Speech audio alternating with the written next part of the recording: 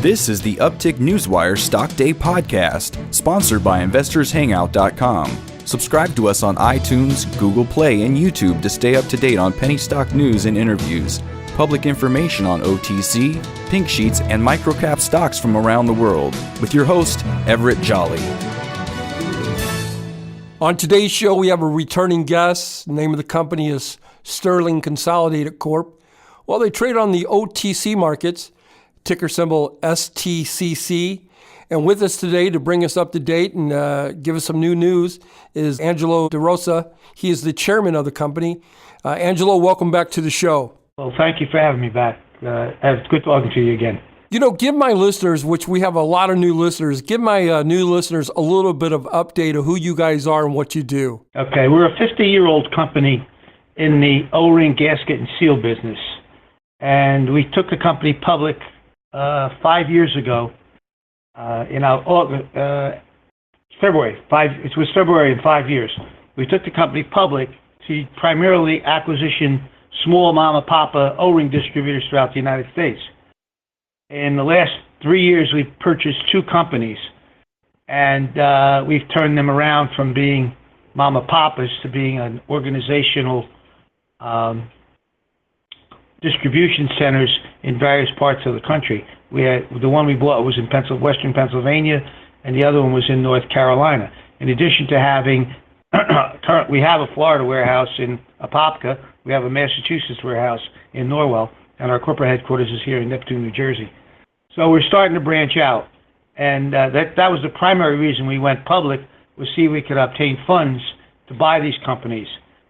The first company we bought in North Carolina, Triad Products, we paid cash for it out of the company's earnings, which worked out real well for us, and that's turned around. In fact, I got to cheat a little bit and look at my paper here. Our North Carolina operation showed a $16,000 profit first 3 quarters of this year, as opposed to being a loser when we bought it. So very happy about that. Our Pennsylvania operation's done the same thing. They showed about a $5,000 profit. Our Massachusetts operation showed about a $1,000 profit. So we're very happy with having those two acquisitions start to turn the tables and get some profitability going. But to answer your question, like I said, we're a 50-year-old company looking to really grow. And as you well know, Ev, we signed a distributor agreement or a business partnership with Amazon in June 1st. And we'll get into that in question number 2, let's put it that way. But that's where we are. Just to bring you up, our third quarter results, we're up 15% in sales. Our profitability was in excess of $100,000 for the quarter. And for the year, our net income is up to well over $200,000. Wow. Right now. So we've gone from being a losing corporation for 4 years when we went public to turning this thing around. We've really drastically cut our expenses. Our payroll is like almost $100,000 less than it was last year in salaries and in operating expenses right there. We cut there. We cut a lot of stuff out. We've saved money on our health insurance big time, and we've really structured our company to grow. The last time you came on the show, you were just putting together, connecting with Amazon. Bring us up to date on that. How's that coming along? Pretty good.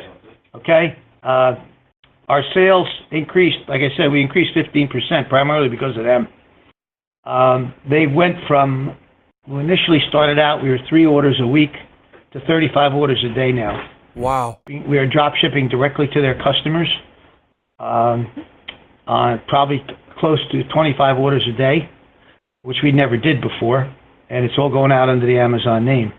And people are looking at the exciting thing here is they're looking at the Amazon website, and the name that pops up the most is this little company in New Jersey, Sterling Seal and Supply.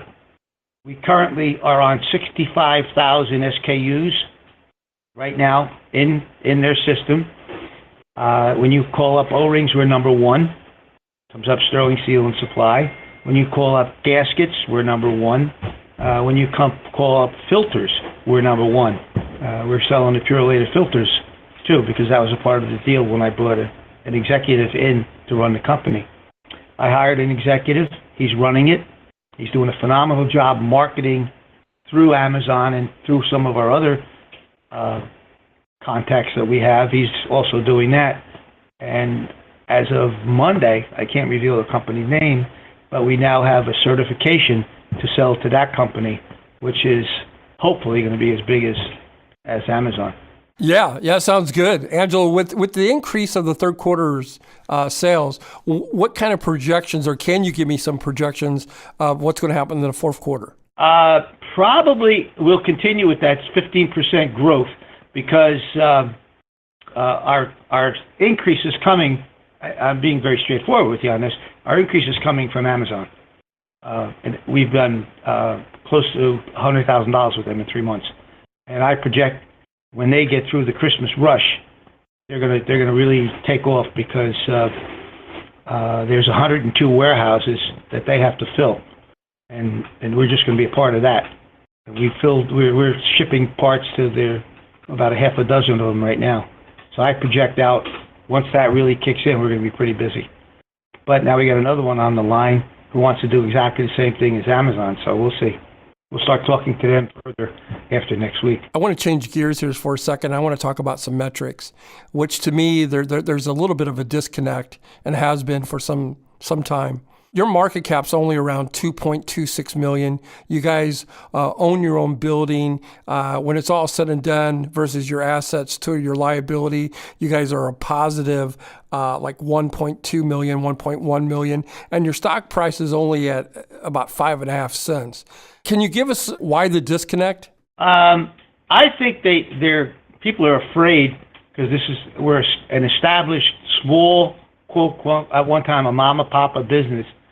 They can't connect to us being a public corporation, saying that this guy, they're still going to stay a small mama papa business, which is entirely untrue. Like I said, we hired an executive just to run the marketing for Amazon. We hired 2 more shipping clerks. So we're in the process and in the throes of preparing for a substantial growth next year. We're not doing it as a mama papa. We're doing it as a corporate company. We're no longer that one guy running the show. I have a staff of people. We're now up to 34 people now. So we're not that one man, and we're going to grow substantially over probably the next couple of years. Hopefully, if Amazon keeps going the way they're going, I foresee that to be our biggest account next year.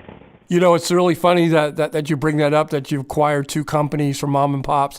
I wrote an article about 2 years ago, 2 different CEOs, and I said, if you really want to grow your business, take a look at your local mom and pops companies that have some sort of synergies with your own company and give them an exit strategy. Speaking of strategies, are there any new acquisitions in the works? Well, I'm glad you brought that up because I have my sales manager flying back from Florida.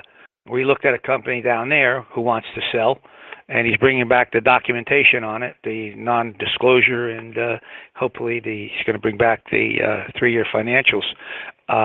They do between $2 and $3 million a year. It's a papa business, not a mom and papa business. It's just papa's running it, and he's tired.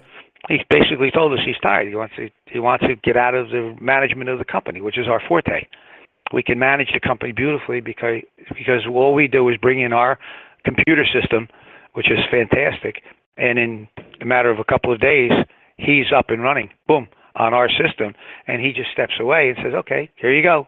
And we're basically looking at this guy because he's fairly strong in the South American market, and with the spiral wound gaskets that we have, the braided packing that we now have, and along with our O-rings, that's going to be a beautiful fit for us to go after the South American market through him.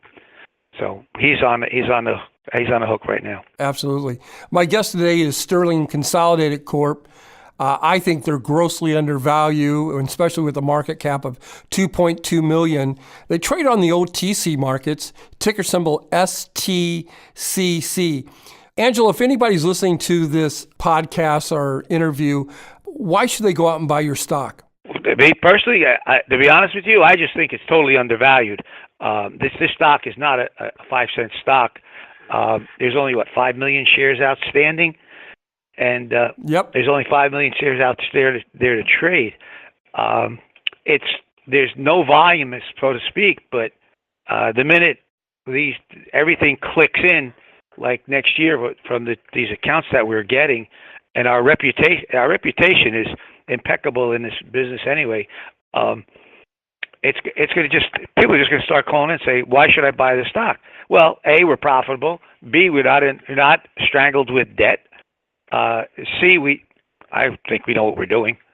And D, we got a couple of new accounts coming that could really double our business. I'm not foreseeing an increase of doubling our business in 1 year.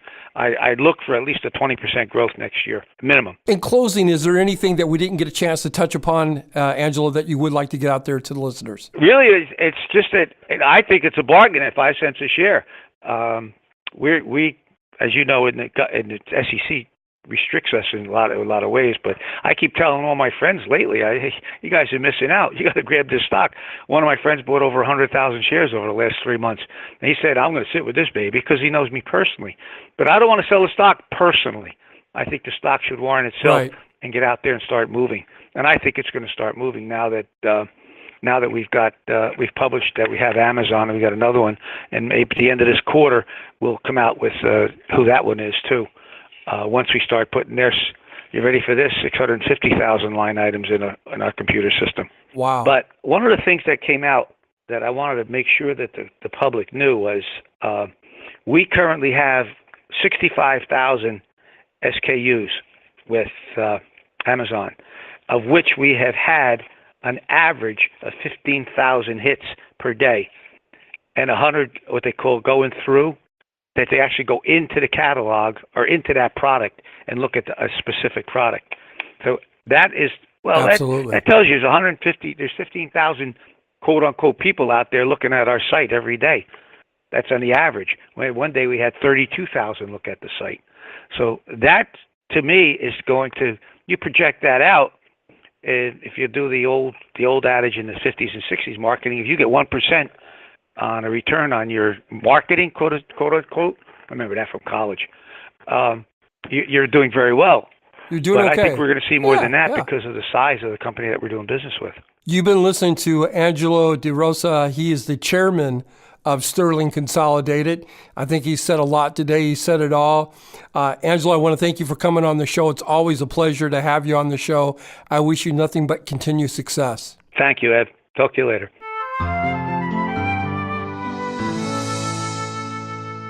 This program is entirely sponsored and produced by Uptick Newswire, LLC, which is responsible for the content. The opinions and information provided on this program are those of the guests and those of the respective companies they represent, and do not necessarily reflect those of the staff or management of Uptick Newswire. Uptick Newswire encourages all listeners of this program to do their due diligence and research when determining investment strategies that will work for them, or to seek the assistance of an investment professional. The guests of this program may have paid for its distribution and are not directly affiliated with Uptick Newswire or this station.